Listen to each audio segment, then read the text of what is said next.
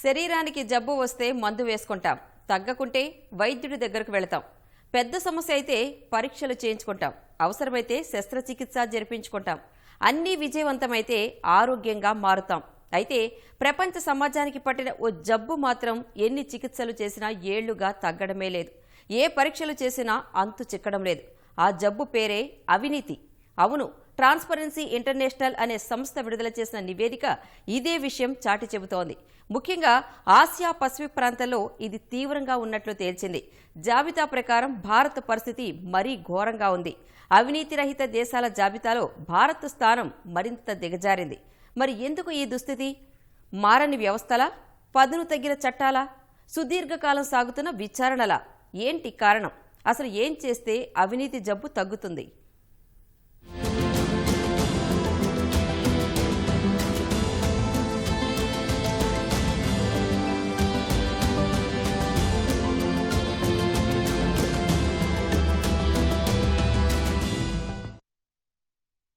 సమాజాన్ని అభివృద్ధి ఒక అడుగు ముందుకు తీసుకువెళ్తే 4 అడుగులు వెనక్కి లాగేది అవినీతి.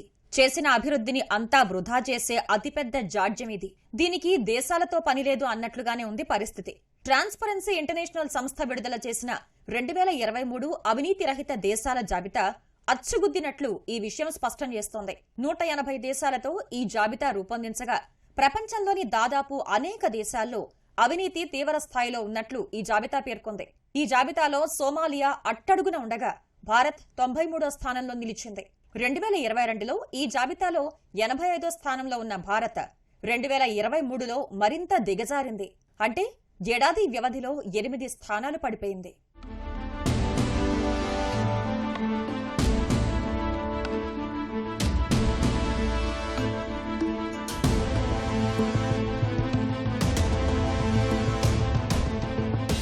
అవినీతి జాబితాను రూపొందించడం సహా ట్రాన్స్పరెన్సీ ఇంటర్నేషనల్ సూచీలను కూడా ప్రకటించింది.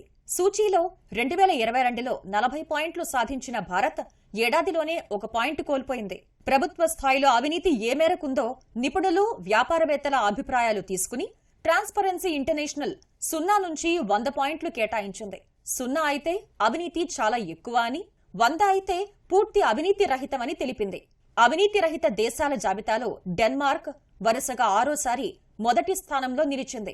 ఫిన్లాండ్ 2వ స్థానం సంపాదించింది.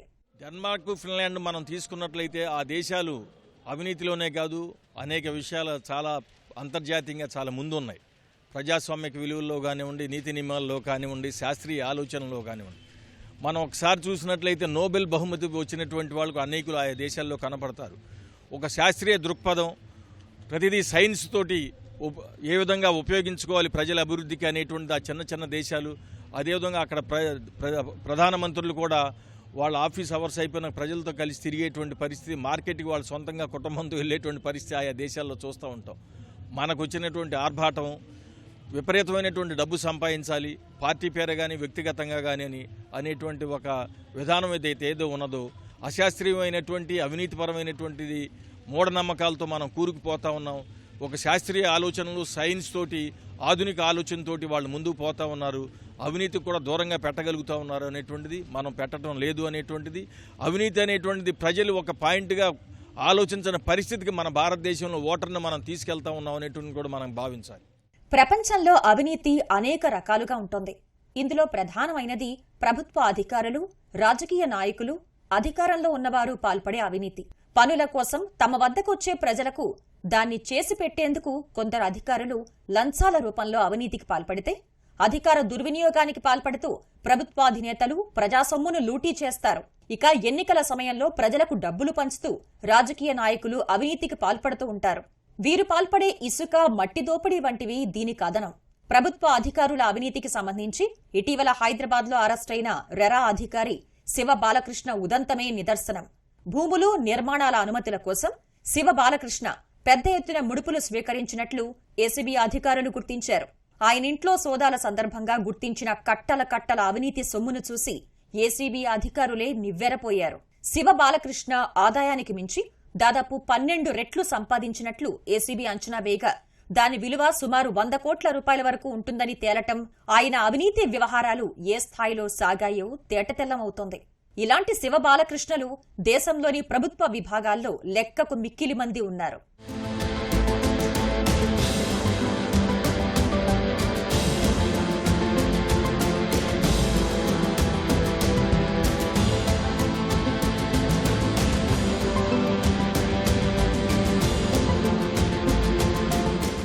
శివ బాలకృష్ణ ఉదంతం భారత్లో అవినీతి స్థాయిని ట్రాన్స్పరెన్సీ ఇంటర్నేషనల్ జాబితా ప్రతిబింబించింది.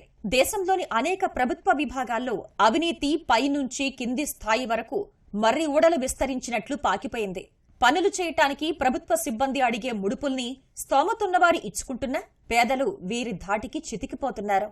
ప్రభుత్వ సిబ్బంది అడిగే లంచాలను ఇచ్చుకోలేక పలువురు ఆత్మహత్యలు చేసుకున్న సంఘటనలు కూడా ఉన్నాయి.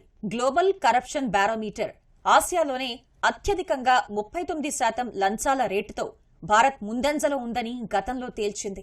అప్పోసొప్పో చేసి సర్కారీ కార్యాలయాల సిబ్బంది చేతులు తడపనిదే పనులు చేయించుకోలేని పౌరుల దుస్థితికి ఇది అద్దం పడుతోంది.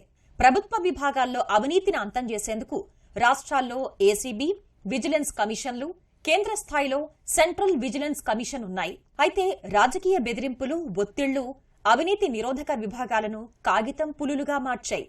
ఫలితమే ప్రభుత్వ సిబ్బంది బెరుకు లేకుండా అవినీతికి పాల్పడ్డాం. మన దేశంలో అవినీతి ఎందుకు పెరిగిపోతా ఉన్నది, దీని కారణాలను ఒకసారి విశ్లేషించినప్పుడు ప్రత్యేకించి పాలకులు ఎప్పుడైతే అవినీతి పరులవుతారో వాళ్ళు సమాజానికి సరైనటువంటి దిశానిర్దేశం చేయలేరు, సమాజాన్ని కూడా అవినీతిలోనే ముంచుతారు అనేటువంటిది మనం గమనించవచ్చు. మనకు ఈ రోజున అదే దుస్థితి మనకి పాల్పడింది అనేటువంటిది. ఎవరైతే అధికారంలో ఉంటారో వాళ్ళు అవినీతిని విశలంకరంగా చేస్తున్నటువంటి ఘటనలు కూడా మనం చూస్తూ ఉన్నాం. ఎన్నికల విధానం, మనం ప్రజానాయకుల్ని మనం ఎన్నుకునేటువంటి ప్రభుత్వాలను ఎన్నుకునేటువంటి విధానం చూసుకున్నప్పుడు ఎన్ని పార్టీలు వాళ్ళు టికెట్లు ఇచ్చేటప్పుడు వాళ్ళకి తీసుకునేటువంటి క్రైటీరియా ఏమిటని చూసినట్లయితే ఎవరు డబ్బులు ఎక్కువ ఖర్చు పెట్టగలుగుతారు, గెలుపు గుర్రం ఏది, ఎంత ఖర్చు అయినా పర్వాలేదు అనేటువంటి ఒక సూత్రాన్నే చేసి దాని ప్రకారం సీట్లు పంపకాలు చేసినప్పుడు ఎన్నికల్లో డబ్బు ఖర్చు పెట్టు, గెలిచిన తర్వాత మళ్ళీ డబ్బు సంపాదించు, మళ్ళీ డబ్బు ఖర్చు పెట్టు, మళ్ళీ డబ్బు సంపాదించు అనేటువంటి ఒక విష సంస్కృతిలోకి మనం పోతా ఉన్నాం అనేటువంటిది మనం గమనించాలి. అందుకనే ఇటువంటి అవినీతి నాయకుల్ని మనం ఎన్నుకోకుండా ప్రజలను చైతన్యవంతులను చేయాల్సిన బాధ్యత మన మీద ఉంది. భారత్లో అన్ని రకాల అవినీతికి రాజకీయ అవినీతిని తల్లి వేరుగా భావిస్తారు. ఎన్నికల ఖర్చులో దొంగ లెక్కలతో ఆరంభమయ్యే ఈ అవినీతి అధికారంలోకి వచ్చిన తర్వాత దానికి ఎన్నో రెట్లు వెనకేసుకోవడానికి ఎంతకైనా దిగజారే స్థాయి వరకు చేరుతుంది. అధికారాన్ని దుర్వినియోగం చేసి అస్మదీయులకు మేలు చేయటం, నీకిది నాకది అంటూ లాభం పొందడం, అనుమతులు, కాంట్రాక్టులు, భూములను అడ్డగోలుగా కట్టబెట్టడం, చేసిన పనికి పెద్ద ఎత్తున ముడుపులు స్వీకరించడం, ఇలా సాగుతుంది కొందరు ప్రభుత్వ పెద్దల అవినీతి బాగోతం. ప్రజాప్రతినిధులు, ముఖ్యంగా అధికార పార్టీకి చెందినవారైతే అవినీతికి పట్టపగ్గాలే ఉండవు. భూ కబ్జాలు, బెదిరింపులు, అక్రమ వసూళ్లు సహా అధికారాన్ని అడ్డం పెట్టుకుని దేశంలో కొందరు ప్రజాప్రతినిధులు పాల్పడుతున్న అవినీతికి అంతే లేదు. సంపాదించిన అక్రమ సొమ్మును దేశాలు దాటించటం, డొల్ల కంపెనీలతో లెక్కల్ని ఏమార్చి పట్టుపడ్డ నాయకుల సంఖ్య దేశంలో కోకొల్లలు. దేశంలోని అనేక రాష్ట్రాల్లో వెలుగులోకొచ్చిన పలు అవినీతి కేసుల్లో చాలా మంది నేతలు జైలుకు కూడా వెళ్లారు. ఆంధ్రప్రదేశ్ ముఖ్యమంత్రి వైఎస్ జగన్, ఆర్జేడీ అధినేత లాలూ ప్రసాద్ ఇందుకుదాహరణ. శిక్షలు పడ్డ, జైలు జీవితం అనుభవించిన మన రాజకీయ నాయకులు, ప్రభుత్వ పెద్దల అవినీతి ఏమాత్రం భయం లేకుండా ఓ నిరంతర ప్రక్రియ అన్నట్లుగా కొనసాగుతోంది. ఎందుకు ఇలాగా భారతదేశం ఇంత అవినీతి దేశంగా ఉంది? ఈ కరప్షన్ తగ్గిస్తాక ఏం చేయాలంటే, కరప్షన్ ఎక్కడ ఉందని, పొలిటీషియన్స్లో ఉందా, బ్యూరోక్రాట్స్లో ఉందా, జనరల్ బిజినెస్ మెన్ దగ్గర ఉందా, జ్యుడిషియరీలో ఉందా, లెజిస్లేషన్లో ఉందా, ఎక్కడ ఉందా అని ఎత్తుక్కుంటే అన్ని భాగాల్లో కూడా ఇంప్రూవ్మెంట్ చేస్తే ఇండియా ర్యాంకింగ్ ఇంప్రూవ్ అవుతుంది. చైనా గత 10 సంవత్సరాల్లో 3.7 మిలియన్ అంటే 37 లక్షల మంది పబ్లిక్ సర్వెంట్స్కి తీవ్రమైన పనిష్మెంట్ ఇచ్చారండి. ఐదర్ డిస్మిసల్ ఫ్రమ్ సర్వీస్ కానీ, ఇంప్రిజన్మెంట్ కానీ, వాళ్ళ ఫ్లైట్ టికెట్స్ క్యాన్సిల్ చేయడం అని, ట్రావెల్ చేయకుండా కూడా చేయటం అంటే దే కెనాట్ గో ఫ్లైట్స్ కూడా ఎక్కలేరండి. అటువంటి మెజర్స్ తీసుకుని కరప్షన్ తగ్గించారండి. అలా భారతదేశంలో ఎస్పెషలీ పొలిటీషియన్స్ అండ్ బ్యూరోక్రాట్స్ మీద, బ్యూరోక్రాట్స్ కోర్టు ధిక్కరణ కేసులు ఎన్ని చేసినా కూడా వాళ్ళ మీద యాక్షన్ తీసుకోకపోవడం, అలాగే పొలిటీషియన్స్ వాళ్ళ మీద కేసులు ఎన్ని సంవత్సరాలైనా సరే అలాగే కొనసాగుతూ యాక్షన్ తీసుకోకపోతాం, వాళ్ళు ఎమ్మెల్యేలు అవుతాం, ఎంపీలు అవుతాం, చీఫ్ మినిస్టర్లు అవుతాం, సెంట్రల్ మినిస్టర్లు అవుతాం. So high number of politicians with high corruption cases అండి.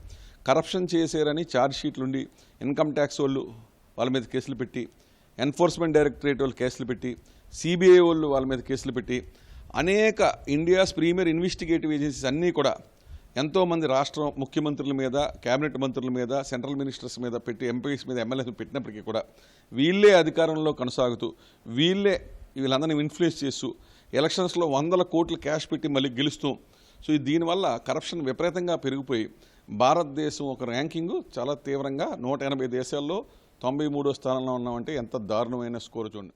దేశంలో తప్పు చేస్తే శిక్షించడానికి చట్టాలు, కోర్టులు ఉన్నాయి.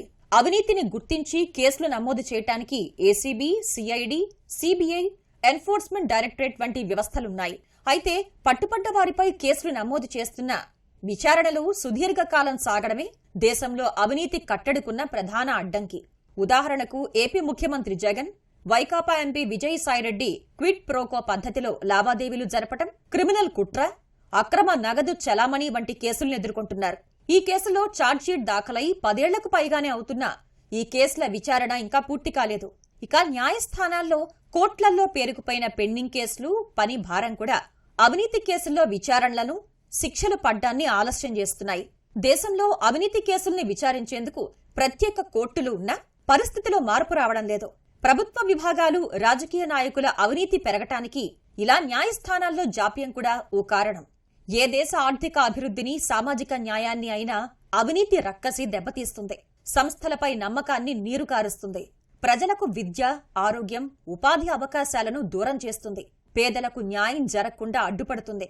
అయితే భారత్ 75 ఏళ్ల స్వాతంత్ర్యం తర్వాత అనేక రంగాల్లో విజయం సాధించిన అవినీతి అనే జాడ్యానికి మాత్రం విరుగుడు కనిపెట్టలేకపోతోంది. కాబట్టి వ్యవస్థలో సకల రుగ్మతలకు కారణమవుతున్న ఈ రాచపుండును ఇప్పటికైనా నిర్మూలించడం తక్షణ అవసరం. లేకుంటే ఎంత అభివృద్ధి సాధించినా అది వృథాయే. ప్రజలు, ప్రభుత్వాలు, వ్యవస్థలు మేలుకుని కావాల్సిన చర్యలు తీసుకోకుంటే ట్రాన్స్పరెన్సీ ఇంటర్నేషనల్ జాబితాలో ఏటిగేడు భారత్ స్థానాలు ఇంకా దిగజారే ప్రమాదం ఉంది.